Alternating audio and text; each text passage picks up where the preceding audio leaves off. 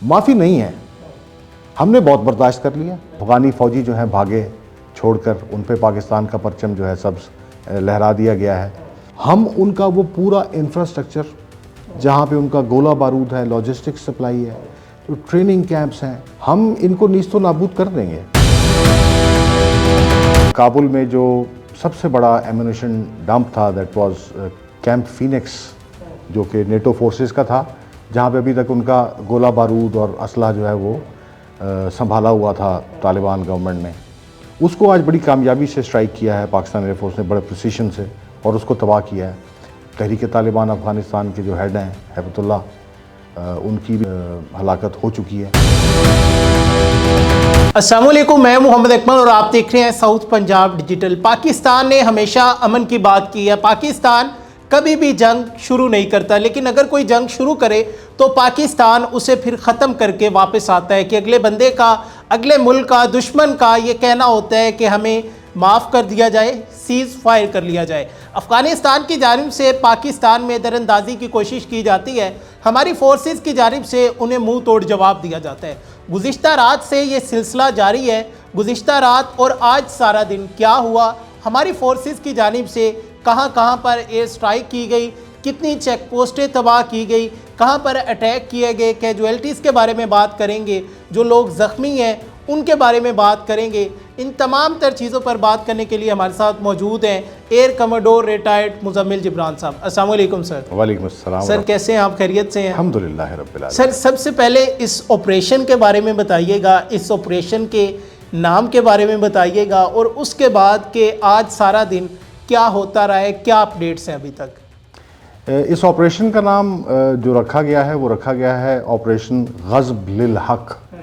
लिल हक़, लिल अरबी का लफ्ज़ है फॉर, तो हक़ के लिए ये हम लड़ रहे हैं। ऑपरेशनल अपडेट्स इसकी गाहे बगाहे जिस तरह ऑपरेशन अनफोल्ड हो रहा है आ रही हैं, और इसमें दोनों फोर्सेस, हमारी जो बर्री अफवाज हैं और जो हमारी फ़िज़ाइया है, दोनों इसमें अपना हिस्सा डाल रहे हैं। फ़िज़ाइया का सबसे बड़ा ऑपरेशन रात को जो उन्होंने 3 स्ट्राइक्स की हैं, कंधार पर, पख्तिया पर और काबुल पर, और आज उन्होंने काबुल में जो सबसे बड़ा एम्यूनिशन डंप था, दैट वाज कैंप फीनिक्स, जो कि नेटो फोर्सेस का था, जहाँ पे अभी तक उनका गोला बारूद और असला जो है वो संभाला हुआ था तालिबान गवर्नमेंट ने। उसको आज बड़ी कामयाबी से स्ट्राइक किया है पाकिस्तान एयरफोर्स ने, बड़े प्रिसीशन से, और उसको तबाह किया है। रात को जो 3 स्ट्राइक्स हुई उसमें अभी तक अनकन्फर्म्ड न्यूज़ हैं कि तहरीक तालिबान अफ़गानिस्तान के जो हेड हैं हैबतुल्लाह, उनकी भी शायद हलाकत हो चुकी है, लेकिन वन कन्फर्म्ड है। अभी अफ़गान मीडिया उसके ऊपर बहुत ज़्यादा बात नहीं कर रहा।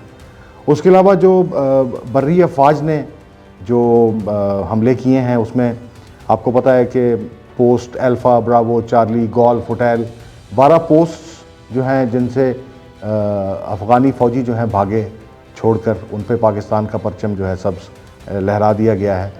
उसके अलावा कोर हेडक्वार्टर्स 2 काफ़ी सख्त नुकसान हुआ है, 3 ब्रिगेड हेडक्वार्टर्स तबाह हुए हैं, इसी तरह बटालियन हेडक्वार्टर्स 3 तबाह हुए हैं।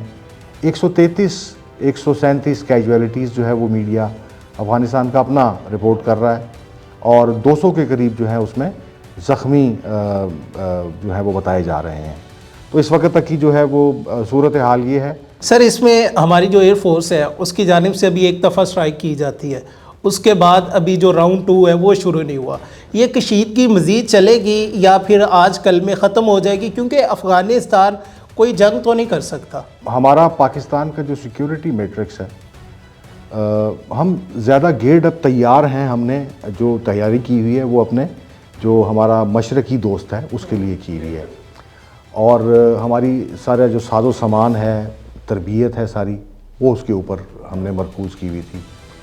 ये जो हमारा वेस्टर्न फ्रंट अब खुला है, ये इसको शुरू से हम तो इसको एज ए इंसर्जेंसी देखते रहे हैं कि वहाँ से दरअंदाज़ी होती थी, और उसको जिस वक्त वो कामयाब हो जाते थे हमारे मुल्क में आने के, और यहाँ वो कुछ ना कुछ करते थे, तो उसके लिए जो थी वो उसको टैकल करती थी नेशनल एक्शन प्लान के एम्बेट में। तो ये पहली बार अब अक्टूबर लास्ट ईयर 2025 अक्टूबर से जिस वक्त ये जो मामला शुरू हुआ है, वेस्टर्न फ्रंट खोलना शुरू किया है, जिसको मैं समझता हूँ कि शायद जो अभी भी इंडियन आर्मी के जो चीफ और CDS और जो उनके जनरल्स बता रहे हैं कि जी ऑपरेशन सिंदूर 2 जो है वो इस वक्त चल रहा है, तो शायद वो इसी को सिंदूर 2 कहते हैं कि वो ख़ुद तो इसमें इतना इन्वॉल्व नहीं हो रहे, क्योंकि वो देख चुके हैं कि जिस वक्त ईस्टर्न फ्रंट के ऊपर इंडिया और पाकिस्तान आपस में लड़ते हैं तो किसी भी एटमी जंग का जो है वो ख़तरा सर पर मंडलाने लगता है। फिर इंटरनेशनल पावर्स उसके अंदर आ जाती हैं और उसको कोशिश करते हैं कि बस ये मामला ख़त्म हो जाए। तो इस बार उन्होंने सिंदूर 2 उन्होंने दूसरा एक रास्ता लिया है और वो वेस्ट को उसमें फ़ंड करके और वहाँ से वो हमलावर होने की कोशिश कर रहे हैं। लेकिन अफ़गानिस्तान के पास कोई इंफ्रास्ट्रक्चर नहीं है, ना वो साजो सामान है, ना तरबियत है, ना उनके पास ट्रेंड मैन पावर है। तो सर ये जो कशीदगी चल रही है इसमें सीज़ फायर की कॉल्स भी आना शुरू हो गई है। जो अफ़गानी है वो अपनी चेक पोस्टें छोड़कर भागना भी शुरू हो गए हैं, अपनी गाड़ियां छोड़कर भाग गए हैं, जो हमारी फोर्सेस की जानिब से ज़ब्त की गई है। वीडियोस भी सोशल मीडिया पर सर्कुलेट कर रही है। तो क्या पाकिस्तान अभी सीज़ फायर करेगा या इस दफ़ा माफ़ी नहीं है? क्योंकि इससे पहले सीज़ फायर पाकिस्तान ने जब हुआ था, जंग रोक दी गई थी, पाकिस्तान का कहना था कि सिर्फ वहाँ से दहशत गर्दी बंद हो जाए, TTP को सपोर्ट करना बंद कर दें, BLA BLF जितनी भी दहशतगर्द तंजीमें हैं उन्हें सपोर्ट करना बंद कर दें। तो क्या अब अफ़गानिस्तान को माफ़ी मिलेगी? देखिए, ये थोड़ा सा इतना आसान, ये जो जाल पीछे बिछा हुआ है इतना आसान नहीं है। डेट बैक्स 1893 ड्यूरेंट लाइन जो डिवीज़न हुई और फिर पाकिस्तान जिस वक्त मारज़ वजूद में आया तो हमने इनहेरिट की ये नेशनल बॉर्डर। अफ़गानिस्तान वो वाहिद मुल्क था जिसने क़याम पाकिस्तान के ख़िलाफ़ वोट दिया था। तो हिस्टोरिकली जो हमारे ताल्लुकात हैं वो सारी दुनिया जानती है, हम लोग भी जानते हैं। फिर उसके बाद तालिबान का बनना, मुजाहिदीन का बनना, तालिबान का पावर में आना, और इस वक्त जो रशियन फॉरेन मिनिस्टर ने भी और वजारत ख़ारजा ने जो बयान दिया है कि इस वक्त तकरीबन लाख के करीब फ़ाइटर्स वहाँ पे डिफरेंट फैक्शंस के, उसमें सिर्फ तालिबान नहीं है, उसमें ISK भी है, उसमें दाइश भी है, उसमें पुरानी अलकायदा भी है, उसकी बाकियात, TTP भी है। तो TTP एक फैक्शन है। अब जिस वक्त तालिबान, अफ़गानी तालिबान जो हैं वो अपनी हुकूमत को कायम रखने के लिए जो कुछ भी उनसे बन पड़ता है करते हैं, उनको डर ये होता है कि अगर हम इनकी मदद नहीं करेंगे तो ये दाइश में चले जाएंगे, या ISIS में चले जाएंगे, ISK में चले जाएंगे, जो कि डायरेक्टली कन्फ्रंट कर रहे हैं तालिबान हुकूमत को। तो ये मैट्रिक्स जो डायनामिक्स है ये थोड़ी सी फंसी हुई है, लेकिन बहरहाल वो फेस पे तो तालिबान हुकूमत ये कहती है कि जी जो TTP है, तहरीक तालिबान पाकिस्तान, ये पाकिस्तान का अंदरूनी मसला है, हम तो इनको हेल्प नहीं कर रहे। लेकिन दर पर्दा शायद उनकी थोड़ी सी मजबूरी भी है कि उनको अपनी हुकूमत चलाने के लिए इनको बहरहाल हेल्प करना पड़ता है, वरना उनकी अपनी हुकूमत जो है ख़तरे में आ जाएगी। हैविंग सेड दैट, माफ़ी नहीं है, हमने बहुत बर्दाश्त कर लिया, ठीक है। जितना नुकसान हम उठा चुके हैं, चाहे वो माली है, जानी है, जितने हमारे हीरे जैसे फ़ौजी ज़ाया हुए, जितने हमारे सोने से बने हुए लोग, आम आवाम, वो इसमें पिघल गए, अब माफ़ी नहीं है।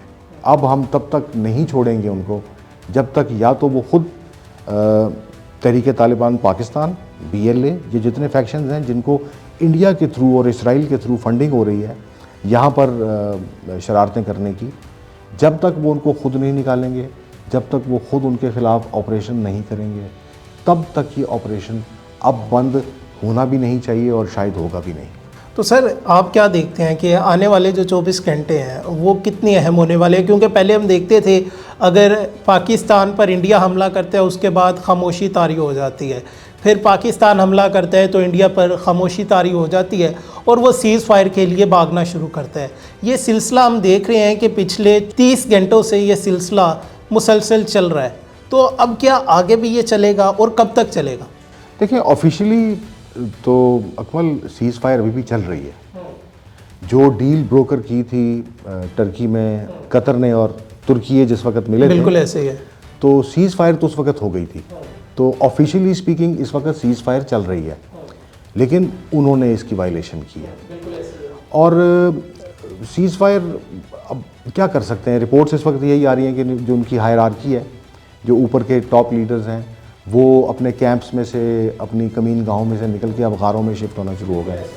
लेकिन उससे बचेंगे तो नहीं वो, अच्छा खुद बच जाएंगे, लेकिन हम उनका वो पूरा इंफ्रास्ट्रक्चर जहाँ पे उनका गोला बारूद है, लॉजिस्टिक्स सप्लाई है, तो ट्रेनिंग कैंप्स हैं, जहाँ जहाँ लीडर तो चले जाएंगे, हर बंदे को तो गारों में नहीं लेके जा सकते। बिल्कुल ऐसे ही है। हम इनको नीस्तो नाबूद कर देंगे, हमें इनको तबाह करना है। अगर हमें अपना मुल्क, देखिए पाकिस्तान की तरक्की का जो इन्हिसार और दारोमदार है वो CPEC पर है, और CPEC का दारोमदार और इन्हिसार जो है वो आपके वेस्टर्न बॉर्डर पे है। जब तक वहाँ पे पीस नहीं होगा तब तक ये नहीं चलेगा, और पाकिस्तान मुआशी तौर पे तरक्की करना उसके लिए इतना आसान नहीं होगा। सर, हम देखते हैं कि पाकिस्तान में बहुत सारी चीज़ें मौजूद होती है, लोगों को कई तरह के आपस में इख्तलाफात भी होते हैं।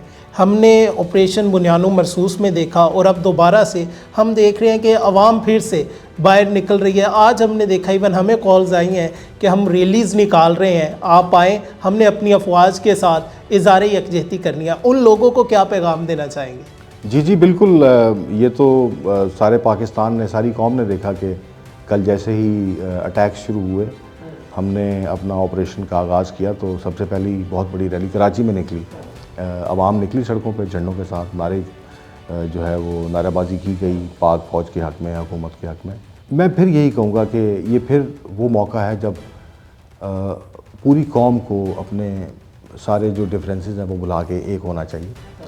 हम हालत जंग में हैं, और जो एक और इम्पॉर्टेंट पैगाम आपके तवज्जुह से मैं कौम को देना चाहूँगा, आपके देखने वालों को, तो कौम के लिए बड़ा ज़रूरी है, ये मेरा पैगाम है कि कहीं पे भी कोई सस्पिशियस आदमी देखते हैं आप, मुश्तबा शख्स नज़र आता है, कोई गाड़ी इस तरह की नज़र आती है, कोई सामान पड़ा हुआ नज़र आता है, उसको फ़ौरन रिपोर्ट करें। आप देखें, आप नज़र रखें आपके आसपास के इलाके में कौन आदमी नया किराएदार आ रहा है, कोई कारोबार के अंदर कौन नया बंदा आकर किराए पर दुकान ले रहा है, कारोबार कर रहा है। तो इस पे हमको मिन हैसुल कौम इस पे नज़र रखने की ज़रूरत है।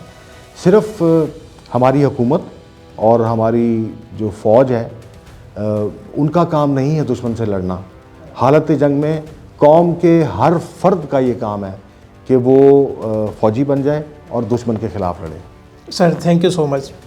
नाज़रीन, आपने तमाम तर तफसीलात जानी कि पाकिस्तान की जानिब से एक दफ़ा फिर से अपने दुश्मन को मुंह तोड़ जवाब दिया जा रहा है कि पाकिस्तान ने हमेशा से अपनी जो तारीख़ है वो दोहराई है। इंशाल्लाह पाकिस्तान की तरफ जब भी कोई मैली आंख से देखेगा तो हमारी फोर्सेस की जानिब से उसकी आंखें नोच ली जाएगी। आप इस हवाले से क्या राय रखते हैं कमेंट सेक्शन में लाजमी बताइएगा। अपने मेज़बान मोहम्मद अकमल को दीजिए इजाज़त। अल्लाह निगहबान।